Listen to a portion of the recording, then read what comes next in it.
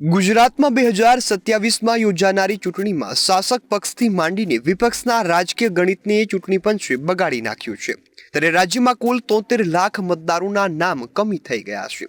તેના કારણે દરેક રાજકીય પક્ષ વિમાસણમાં પડી ગયો છે। તેઓને પહેલા તો તેમના મતદાર વર્ગ સુનિશ્ચિત કરવાથી લઈ આખા રાજકીય ચોકઠા નવેસરથી ગોઠવવાની ફરજ પડી છે। રાજકીય પક્ષો પણ વિચારતા હશે કે ક્યાં આ મતદાર યાદી સુધારણા આવી અને તેમની આખી ગોઠવેલી રાજકીય બાજી ફેરવી નાખી। મતદાર યાદીમાં 73 લાખથી પણ વધુ નામ રદ થતા ગુજરાતમાં મતદારોની સંખ્યા 5.4 કરોડથી ઘટીને 4.34 કરોડ પર આવીને ઊભી રહી ગઈ છે। ગુજરાતની ચૂંટણીમાં સત્તા માટે ઘણી વખત 25 થી 30 લાખ મતોનો ફેર પડતો હોય છે। ત્યારે 73 લાખ નામ રદ થવાથી સૌથી મોટી અને પહેલી ચિંતા તો શાસક પક્ષને થઈ છે। તેમને ચિંતા એ પેઠી છે કે તેમના ગઢમાં ક્યાંક ગાબડું તો નહીં પડે ને।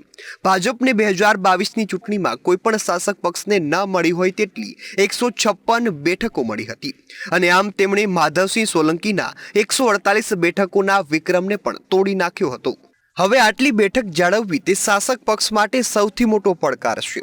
લાંબા સમય શાસક પક્ષને 30 વર્ષ કરતા વધુ સમય સત્તા પર થઈ ગયા હોવાથી શાસન વિરોધી લહેર પણ જોવા મળી છે।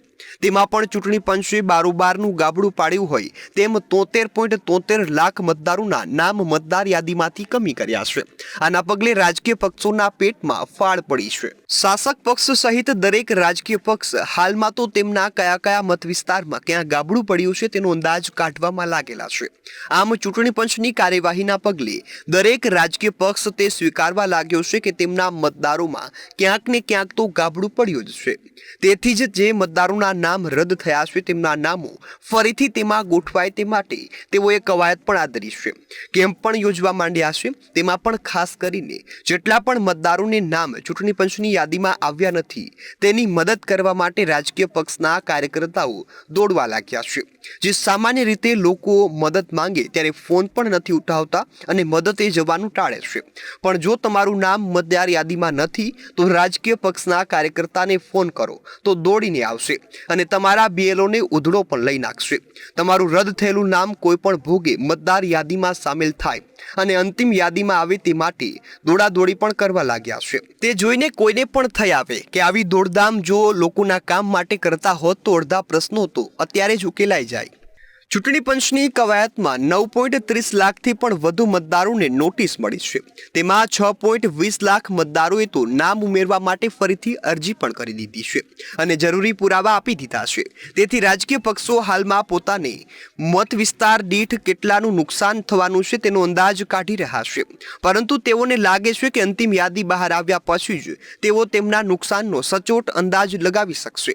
હાલમાં તો તેઓ જે અંદાજ લગાવશે તે કામચલાઉ અંદાજ જ હશે, છતાં પણ તેઓ અંદાજ લગાવવાનું છોડતા નથી।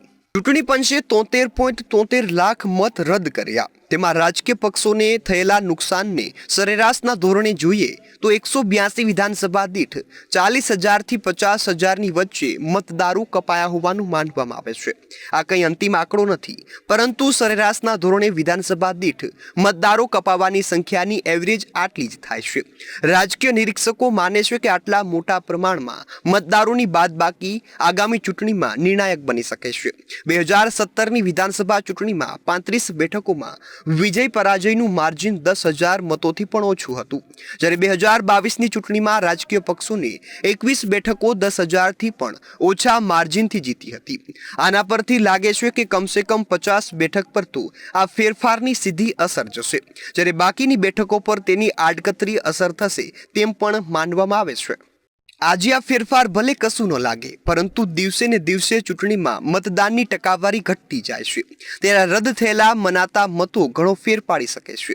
રાજકીય પક્ષો માને છે કે વિધાનસભા ચૂંટણી પર તો તેની અસર થશે, પરંતુ સૌથી પહેલી અસર તો સ્થાનિક સ્વરાજ્યની ચૂંટણીમાં જ વર્તાશે તેમ પણ માનવામાં આવે છે। તેના પરથી જ ક્યાંક રાજકીય પક્ષને કયા મત વિસ્તારોમાં ફટકો પડ્યો છે તે દેખાશે। આના પગલે રાજકીય પક્ષો ચૂંટણી પંચની આ કામગીરીમાં મતદારના સ્વરૂપમાં તેઓની આબરૂ કે ગરાસ લૂંટાઈ ન જાય તે માટે દોડધામ કરી રહ્યા છે। રાજકીય પક્ષોએ તો હાલમાં આના માટે ચિંતન શિબિર પણ યોજવી પડી શકે છે। દરેક રાજકીય પક્ષને ડર છે કે ચૂંટણી પંચે સ્વચ્છ કરેલી આ મતદાર યાદી ક્યાંક તેમને કલંક ન લગાવી જાય।